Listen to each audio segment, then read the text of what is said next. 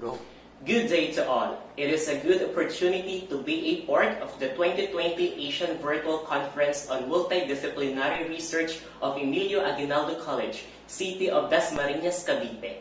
I am Menard Pinava of PSU Lingayen Campus, humbly presents our research entitled Acquisition of Knowledge and Practice of Sangguniang Kabataan Officials on Department of Interior and Local Government Mandatory Training with my co-authors, Bea Liza Madrid, Nico Manlincon, Maria Cristina Zaratan, and Hiner Denzel Andaya.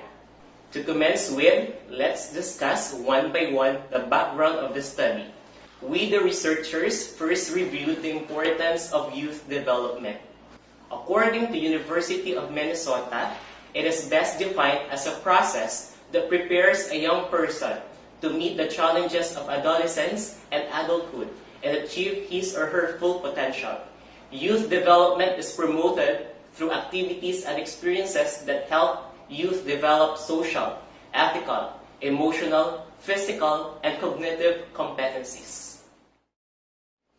In our country, the Philippines, the importance of youth development and leadership is institutionalized with Sangguniang Kabataan or Youth Council when the Local Government Code of the Philippines or RA 7160 was passed in 1991. The Sangguniang Kabataan is a body that aims to provide an avenue for the youth to be trained as leaders. Under the RA 7160, the main functions of the SK are to promulgate resolutions necessary to carry out the objectives of the youth in the barangay, to initiate programs designed to enhance the social, political, economical, cultural, spiritual, and physical development of the members, and to conduct fundraising activities.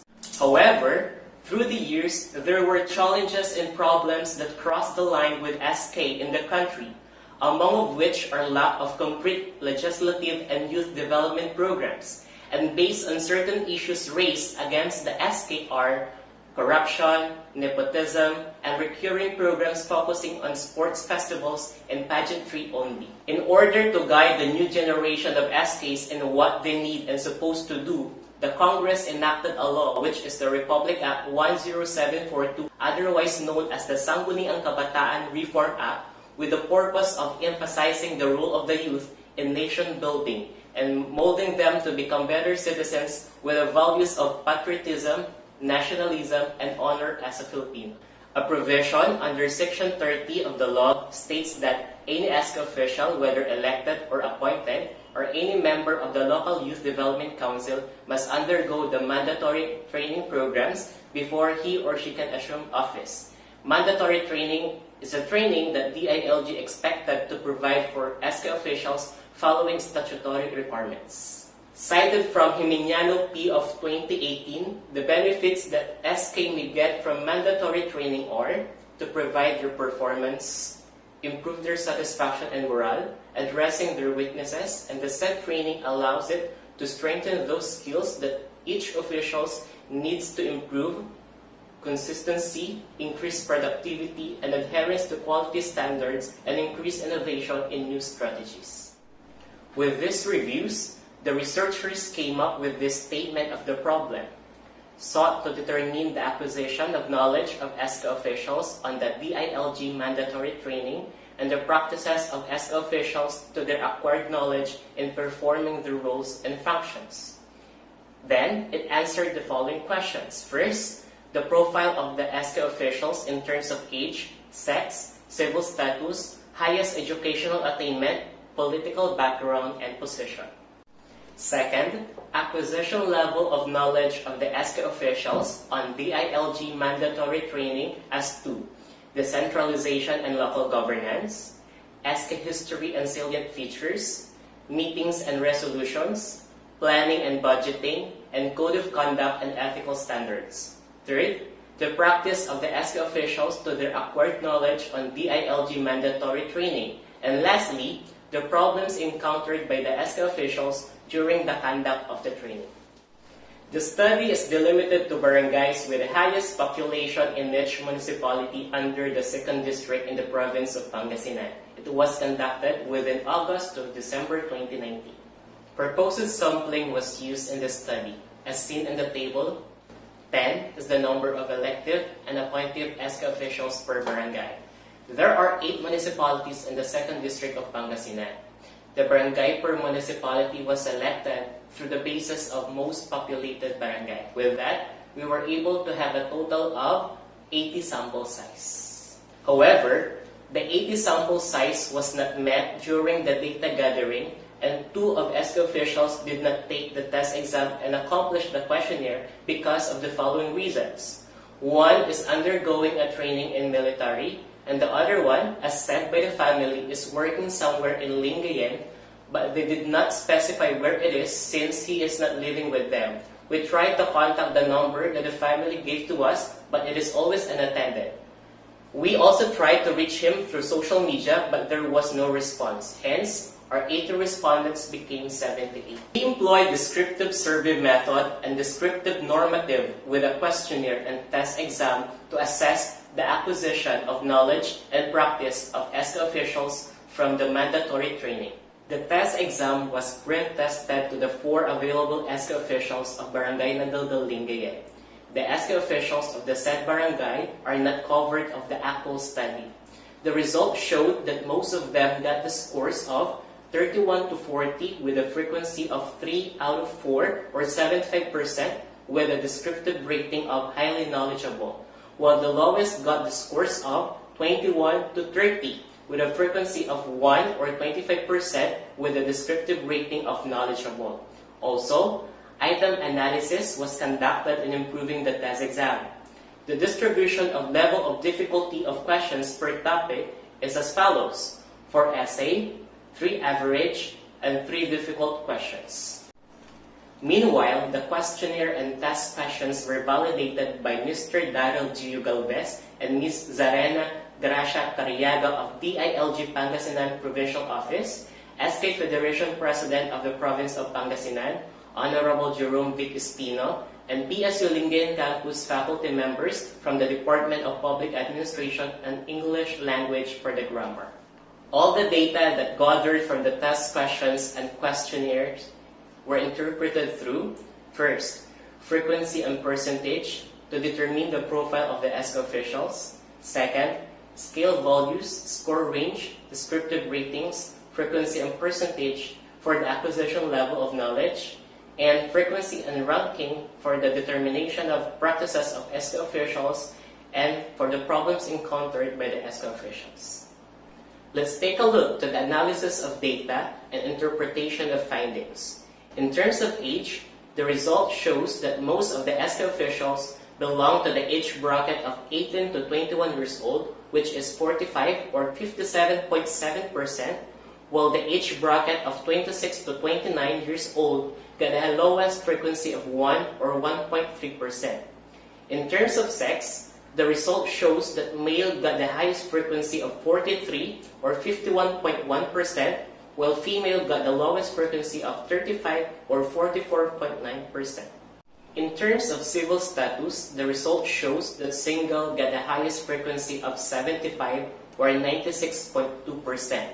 In terms of highest educational attainment, the result shows that college undergraduate get the highest frequency of 35 or 44.9%. In terms of family political background, the result shows that without family members involved in politics get the highest frequency of 69 or 88.5%.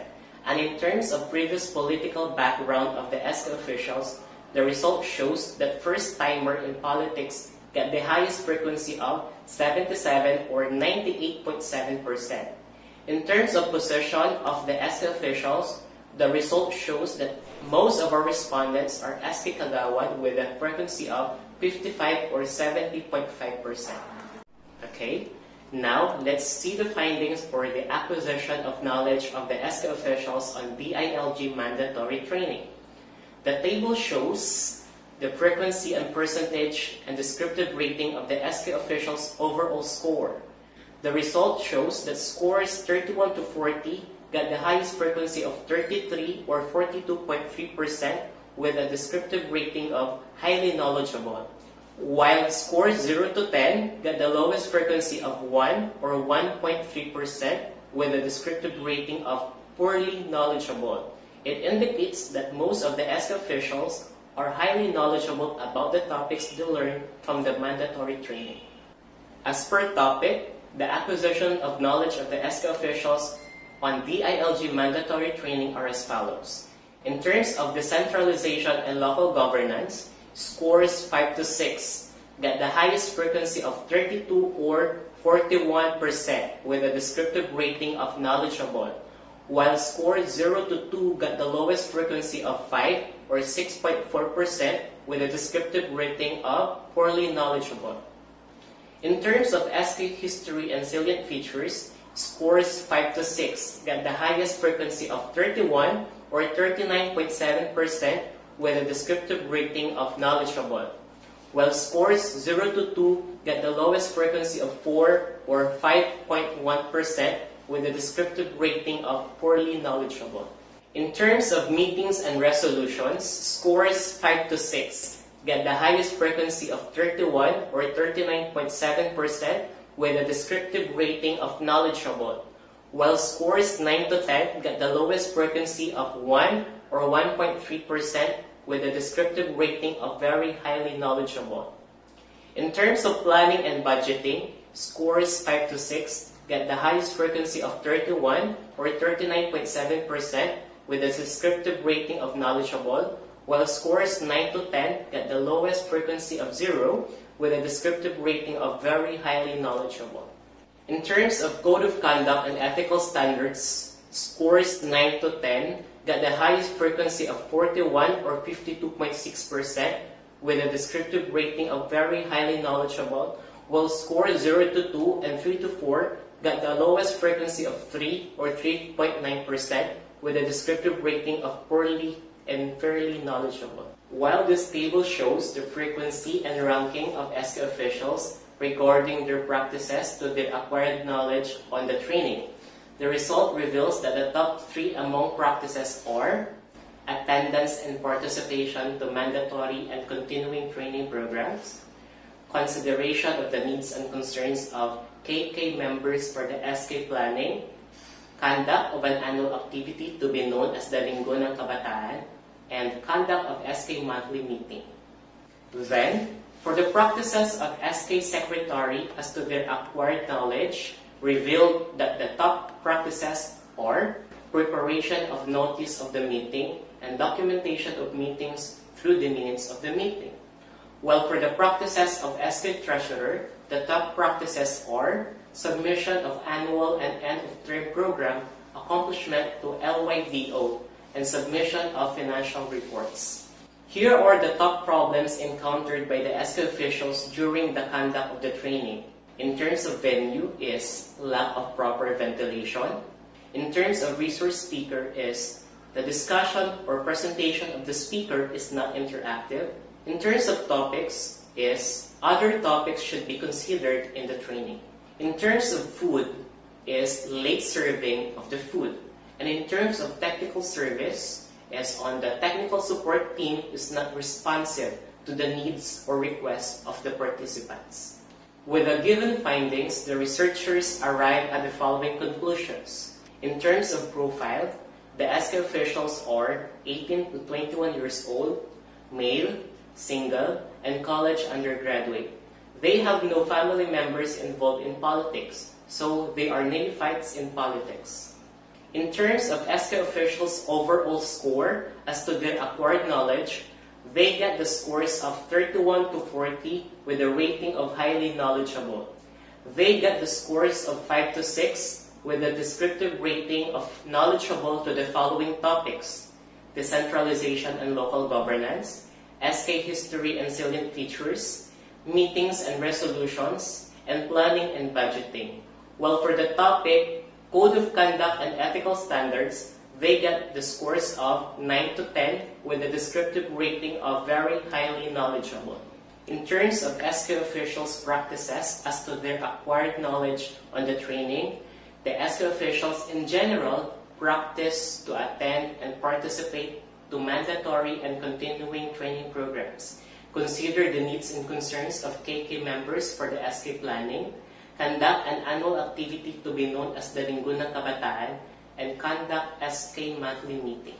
In terms of practices of SK secretaries as to their acquired knowledge, preparation of notice of the meeting, and documentation of meetings through the minutes of the meeting are the first in rank.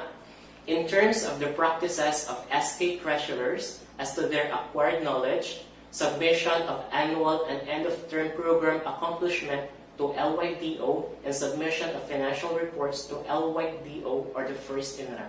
Other topics should be considered in the training as the first in rank as problem encountered by the SK officials during the conduct of training. From the conclusions made, the researchers recommend the following. First, the Department of Interior and Local Government, or DILG, should conduct an assessment to the SK officials regarding to the topics needed. Second, the DILG should not cram 5 topics in just a day.